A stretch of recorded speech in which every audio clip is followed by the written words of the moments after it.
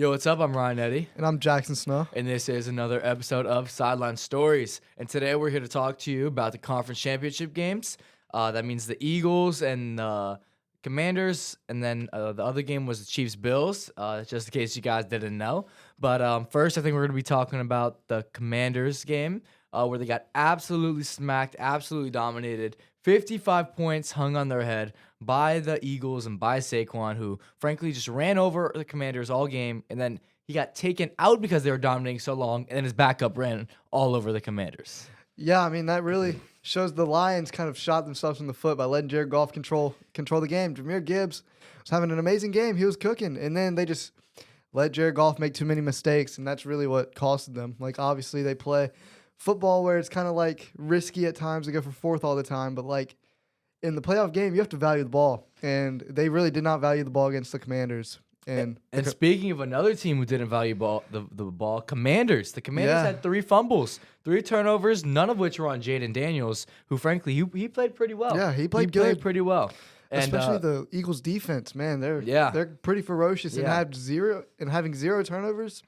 That's really good. And the stat sheet might not show the best game, but he was really sold by his teammates. The turnovers, the O-line collapsing. The kick return fumble, too. Like that just can't happen, you know? Yeah, I know. He was taking advantage of opportunities, and unfortunately his team just wasn't doing the same, and they weren't giving him opportunities. And he had so many, like, don't get me wrong, he didn't have the best game. Like, he had a lot of third and longs, but, like, he was connecting on fourth down here and there. I mean, what? He was. On the first drive. On the first drive, he connected on 3 of them, I'm pretty sure. 2 or 3. I mean, he was getting it done when it counted. And, I mean, it just sucks, you know. And you want to talk about that call on the opening drive? You get 3 fourth-down conversions, and then you're on the 20, and you won't go for it on 4th and 2? You might as well keep going for it. I mean, you could have kicked a field goal a crap ton of times You ago. could have kicked a field goal when it was 4th down on the 40. Now it's on the 20 and it's 4th and 2, and you don't want to go for it? You have Jaden Daniels. He can go out of the pocket, you know. Somebody will get open. Yeah. And any team should go for it in that scenario. And nevertheless, a team with Jaden Daniels has the best chance to get that. Probably top 5 best chances to get that out of any team in the league. I mean, the Commanders coaching staff, this playoff run has been really good, but dude, it was questionable in that Eagles game. But, like, to our points, like, it would have really started off strong if he would have got a nice little touchdown, you know? Like, 3 points against the Eagles just won't cut it. And then after that, the Eagles went on 14-0 run, and it just wasn't the same game after that. You want to talk about the first play that they had? Oh, yeah. Saquon. Sorry for all the Saquon overbetters, but after that play, I'm pretty sure they were hyped. But he finished with just under his prop because they were dominating so bad, and then his backup got, I think, 80 yards or something like that. Yeah, it was really just a slaughter fest when it came to the rushing game. They were applying so much pressure. And Jalen Hurts, I want to give you some props. You played well. You didn't turn the ball over. Obviously, you didn't have any chances to turn the ball over, but nonetheless, it's all you need when you have Saquon in the backfield. Yeah, I don't want to say he's a game manager, but he did manage the game pretty well. He did manage the game pretty well. And I'm not going to lie, like those 2 tush pushes rushing touchdowns were they were kind of annoying to watch. The only fun part of that was Luvu jumping over the line. Dude, I've never seen in the whole internet. They said there's never been a rule where they can just give them a touchdown. Yeah, I don't think that's a rule. I'm not sure, but they said they could do it. And frankly, if I'm the Commanders, if I'm the Commanders coaching staff, I'm saying make them do it. Exactly. I'm saying jump over the line every single time until they award them a touchdown. I want to see the referees say no more of this.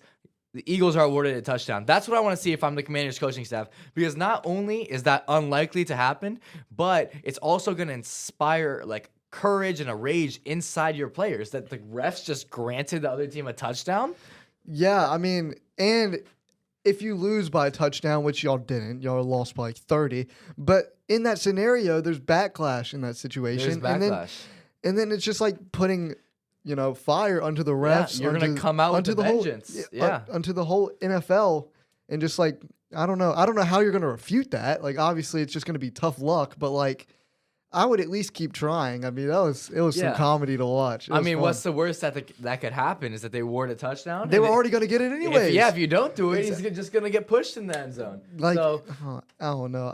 I think they should have kept doing it. Obviously, it's tough in the heat of the moment, but like they're gonna score anyways. Yeah. I mean, why not go for it? yeah, and this way you actually have a chance to stop it. This might be the only chance you have to stop it. Exactly. And shoot, I thought it was hilarious. Yeah. It was funny. Well, I mean the Bills couldn't figure out the tush push. Oh my gosh, dude. No, that fourth down, I think he got it. I think he got it. I think so too, but it's tough to reverse the call in the field when you don't have a definitive camera angle. But the one ref who spotted it short, by the way, he had to walk around a player. I'm pretty sure it was Justin Reed that might have impacted the spot, but he overruled the spot of the other ref and he spotted it just short.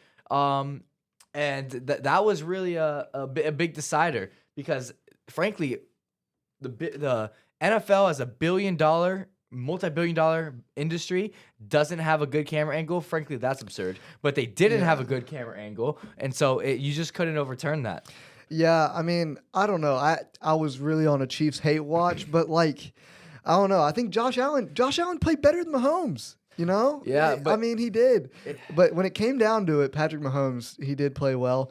But man, it was tough to watch. I had some hope that the Bills were gonna win, and it just didn't turn out that way, obviously. But that drop, man, that drop hurts. Yeah, that Kincaid drop. None of the tight ends played well, frankly. And it seems to be the same story every single time the Bills and the Chiefs play.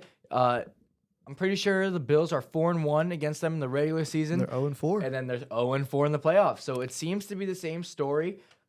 Nevertheless, they always put up great games, but the Chiefs always seem to come on top just by a sliver, and that's all they need. I've been saying it for months. They're a team full of winners. They're gonna find a way to win. They have been winning. They won 15 out of the 16 games where their starters played, and the one they lost was the Bills. They just knocked out of the playoffs, and they're gonna win the Super Bowl, and you can't do anything about it. And I've said that. Yeah, I mean, you have been on that the whole entire season. But, man, I'm going to continue to say this, bro. I'm going to speak it into existence. I really think if there's any team, this Eagles team can win. Hear me out. This is my only reasoning. The O-line, best in the league. D-line, best in the league. And I think that defense will really put pressure on Patrick Mahomes, which he kind of thrives under pressure, you know. He can get out of the pocket, just make magical plays.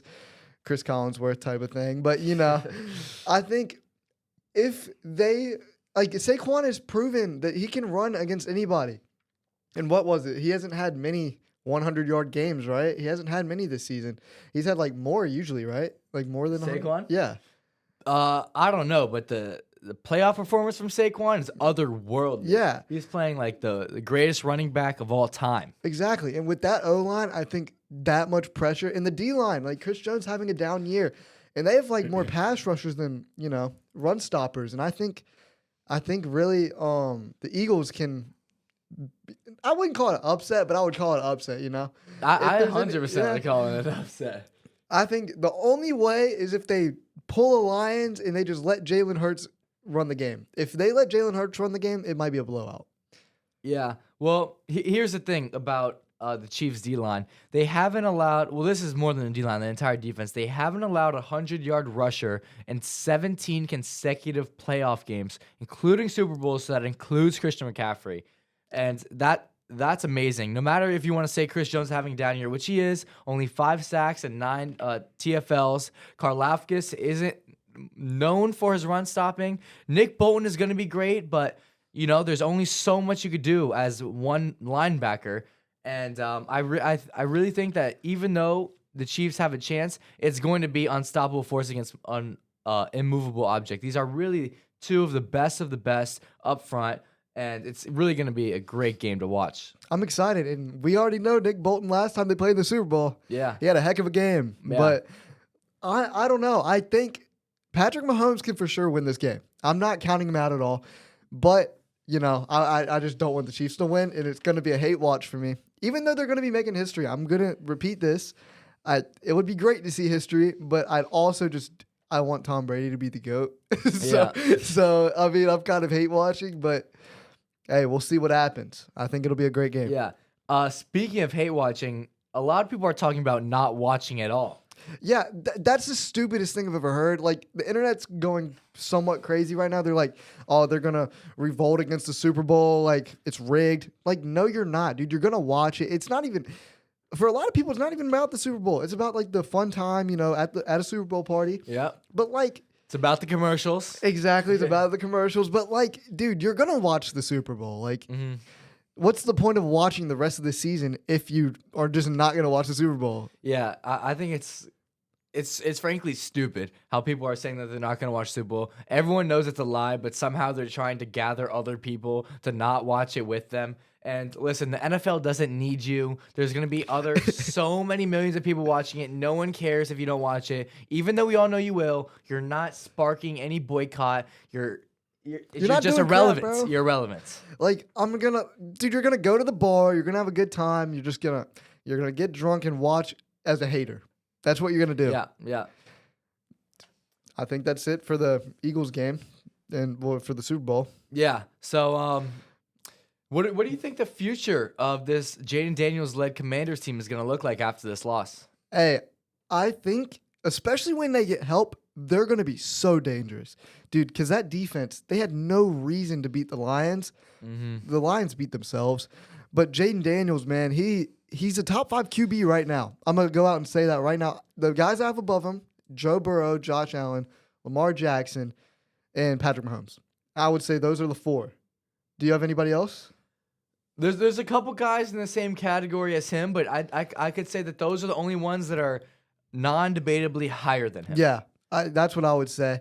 And I think this offseason, is pretty big for the Commanders. I think they have a really, really promising future. Like, their defense obviously needs a lot of work. Their back, the backfield, Austin Eckler, he's getting old, and he didn't have a great game versus the Eagles. No. But I think the future's bright, especially if they add pieces like a really good O-line. Yeah. I think that can be very scary for other teams if they let Jaden Daniels have time in the pocket, make reads. Like, he uses that little VR thing before games. I've seen that. Yeah, I'm excited to see what the Commanders do. Well, that's what makes it the most impressive is that he led his team to this position, to the championship game without a superstar roster. And I'm pretty sure the defense was 17. Correct me if I'm wrong, but they were 17th in the NFL, and he's still leading his team to the championship game. It's really impressive. This young man has a really bright future, and we're glad that the team finally changed ownership because now they're finally put in a good position to actually do well. They're going to put pieces around him, and they're going to put a better defense in and no longer have an average defense. And so this is where I'm leading into my next question. If you are the Commanders Okay. GM, if you are the Commanders GM, what additions are you making to this roster? I think first you have to, get the defense right. I think first you have to do that because the defense was really not good this year. I think you can add a couple, pass rushers or run stoppers. I think the D-line, if they can get a really good D-line, apply pressure, get some stops, I think the sky's the limits for the Commanders. And it's not like they have to do it now. Mm-hmm. Like, they have so much time. Like, they have a rookie QB, Yeah. And I think this might be a hot take, but or a hot take for a question. How many Super Bowls do you think Jaden Daniels is going to win? Ooh. Well, as long as Mahomes is in the league. Hey, but we don't, because Travis Kelce, he talked about retiring if he wins the 3rd ring. So, I mean, you don't know how long Patrick Mahomes is going to be here for, but for all we know, Patrick Mahomes is kind of a superhuman. He has a dad bod, and he's still the best in the NFL. Yeah. Well, if I'm the Commanders GM, I'm doing 3 things to this defense. In the dream scenario, I understand this is the dream scenario, and it might not be the most realistic, but here's the 3 things I want to do. I want to draft 1 out of the 2 Penn State edge rushers. Dude. 1 out of those 2 studs. I understand you're going to have to give up something to trade up, but I think you can do it, and I think it's well worth it, especially with a young quarterback. You're able to draft a young D lineman who's going to grow into a superstar. The second thing I'm going to do is I'm going to draft a veteran DB or safety, DB/safety, to really hone us the locker room, to give experience to these young guys. You mean sign one from free agency? Yeah, sign one. And the third thing I'm going to do is I'm going to or I'm gonna acquire in any way a stud middle linebacker to put in the center of the defense to direct traffic. And I think those three pieces, and I know this is unrealistic, Yeah. but I think if you can do it, you should definitely try, and those three pieces will make this defense into a superstar top 5, possibly top 5 defense, and that'll propel the Commanders into the next level. And Penn State, they know they have Mike. They brought Micah Parsons, man. They know how to create some studs. Yeah. And I think, dude, if they get one of those two, I think they'll start off really well. They'll apply some pressure to other teams. I think as soon as that defense can get some stops, they're going to be scary. Yeah. Hey, this is the next question. What's next for the Ravens? Because they have so many people to sign back. 9 Pro Bowlers on the Ravens. Yeah, and they couldn't make it past the second round. Yeah. I'm just saying I told y'all so. I predicted it. The Philadelphia 76ers of the NFL. Exactly. The James Hardens of the NFL. So, yeah, they're having trouble getting past the second round. And what is causing them to not be able to get over the hump? Because it's not the roster. I don't think it's the coaching with Harbaugh. Harbaugh's a winner. Harbaugh's proven. So what is it? Is it the quarterback? Is it Lamar? What is it? In the playoffs, dude, it's been Lamar. Because, dude, you can blame Mike Andrews all you want. I'm not saying don't slander him. He had an awful game, and he was the reason why they lost. Well, not the full reason, because Lamar Jackson had 2 turnovers, 2 terrible turnovers. That fumble was awful. You had full possession. I don't care. It was a bad snap, okay. But you had full possession, and then you dropped it, dude. And then that pick was awful. I don't know if it was completely his fault, because it just looked like they weren't communicating well, which, I mean, that could be his fault too. He's a QB1. Well, it also had to do with the pressure of Matt Milano, who didn't play in the previous matchup. Man, he had a great playoff run. Yeah. He did really well. And I don't know what's next for this team because, dude, they have a lot of old guys and a lot of players that they have to sign back. Yeah. And pay a lot of money to. And unfortunately, what's next for this team? I think you have to just run it back. Yeah, I think you have to run it back. But there's not enough room to make that many additions without losing the guys that you need. So unfortunately, you can't really make that many improvements, if any at all. And there's not much room for, like, you don't have a lot of time. These don't. dudes are getting old, Yeah. and you have to sign them back. And my gosh, they're expensive. Dude, you don't have a lot of time, and y'all have to make a move now. Like not make a move, but like make a push. Like y'all have to playoff move. Y'all have to get over the hump. Like I don't know, the Chiefs and the Bills kind of own y'all. Yeah, and it's I don't know if it's unfortunate timing or what it is, but it just doesn't look like it's the Ravens' time, despite them having one of the best rosters. Cincinnati wasn't even in the playoffs this Yeah, year. Cincinnati wasn't in the playoffs, dude. And just imagine once Joe Burrow gets back in there. I mean, with a hopefully better defense. My gosh, but I mean, it's just, I mean, he's in the AFC, Lamar Jackson. It's just it's been a tough go at it for him. Yeah, I don't know what else to say. Well, frankly, it's been a tough go at it for everyone in the AFC, including Josh Allen. Who, all right, well, let's talk about what did the Josh Allen led Bills do next. I mean, I think their defense overperformed in the playoffs. I think they played better than what they did in the regular season. Milano, for example, really solid. But I don't really know because, like, I think you should improve the defense. I think you should try. But, like, I don't know how you're going to do that. I mean, obviously you could sign somebody, but will you get over the hump to beat the Chiefs? That's the real question. Yeah, well, they're extremely evenly matched up, but it's really just about winning. Yeah, simple as it sounds, it's really just about winning these close games. And similarly to the Ravens, they have a great roster, and it's just about beating the Chiefs. Yeah, I think James Cook, he's really good. I think you keep him.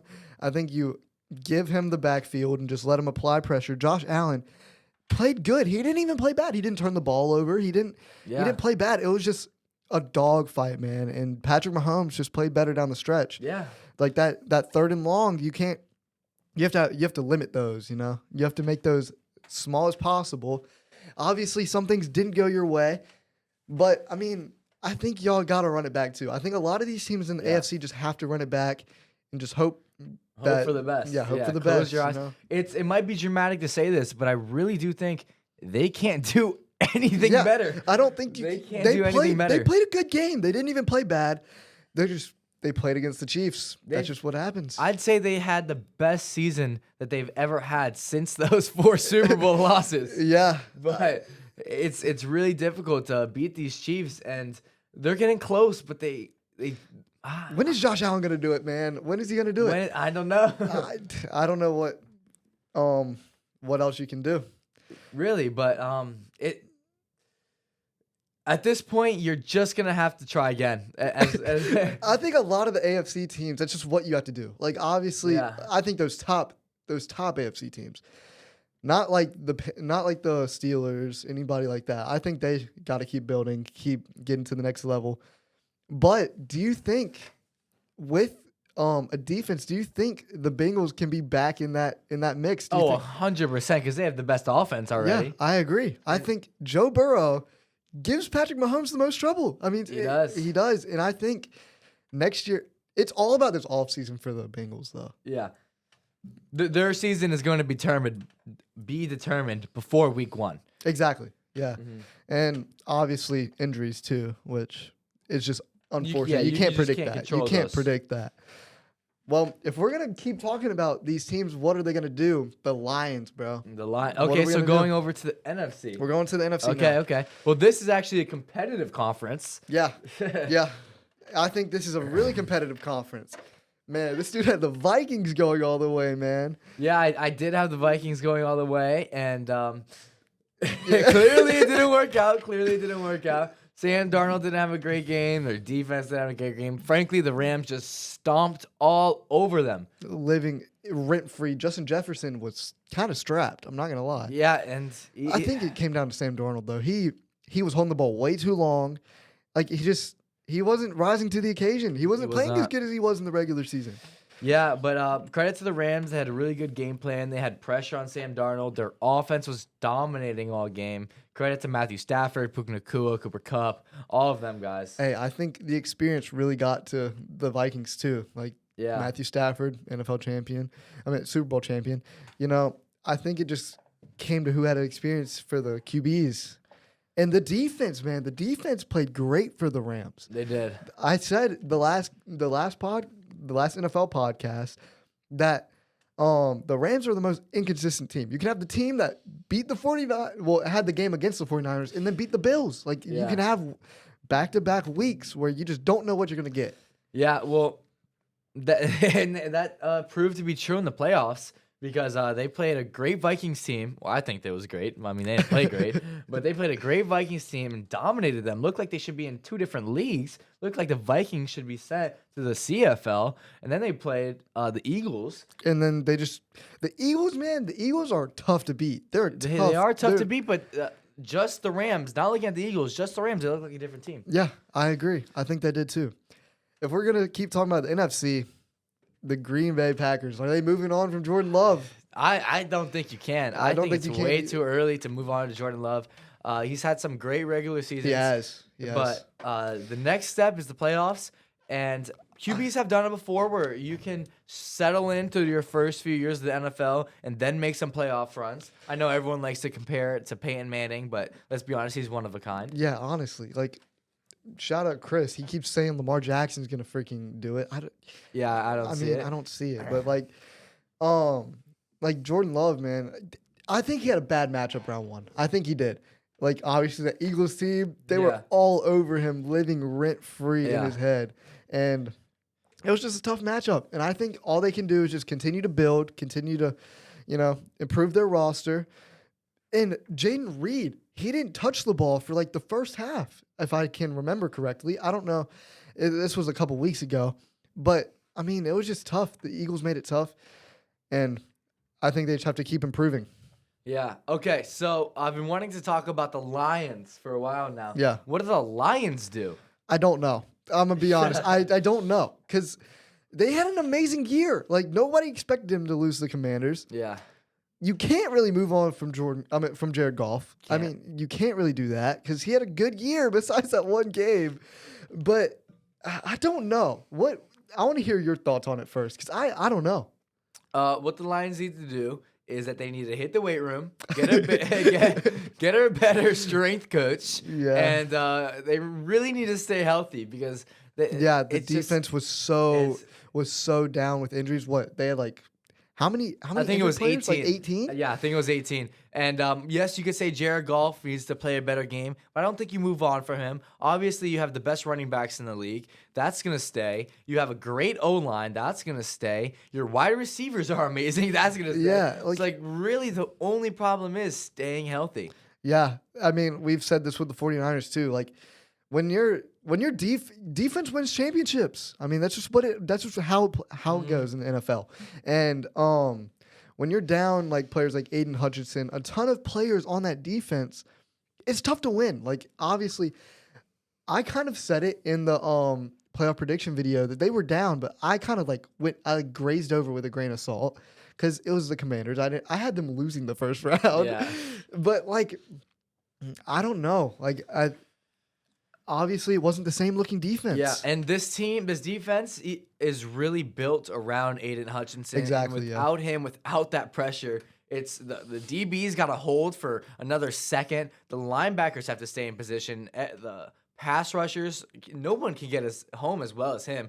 You can debatably say no one can get as home as him in the entire NFL because he was leading the league in sacks before he went down, and it's really sad to see him go. The talent that he is, and the pressure that he brings, and the tension he commands on the field. It's really one of one. And losing that, you could say if all you want, but I'm still gonna say it. If they had Hutchinson, I think they do it.